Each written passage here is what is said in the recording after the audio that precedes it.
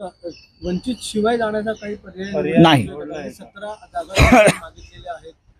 बाळासाहेब आंबेडकर यांच्याशी आमचा संवाद चालू आहे, डायलॉग, त्यांच्या भाषेत डायलॉग चालू आहे. लोकशाहीमध्ये संवाद असणं महत्त्वाचं आहे आणि तो आमचा संवाद आहे.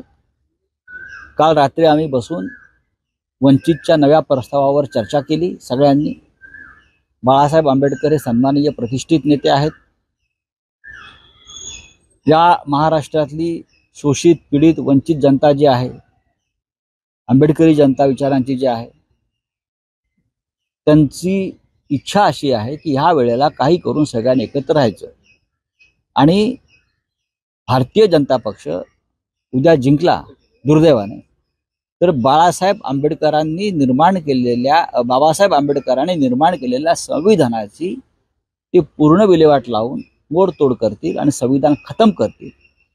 देशाचं संविधान खतऱ्यात असताना सर्व मतभेद विसरून आपण एकत्र यावं, सर्व समाजाने एकत्र यावं, ही वंचित समाजाची सुद्धा इच्छा आहे. त्यातले अनेक नेते आम्हाला भेटतात. बाळासाहेब आंबेडकर सुद्धा त्याच विचाराचे आहेत. ते संघर्ष करणारे नेते आहेत. काल त्यांचा प्रस्ताव चर्चेला होता आणि आम्ही त्यांना 4 जागांचा प्रस्ताव जो दिलेला आहे त्याच्यावर ते विचार करतील आणि त्यानंतर आम्ही आमचं संपूर्ण जागा वाटप उद्यापर्यंत जाहीर करू.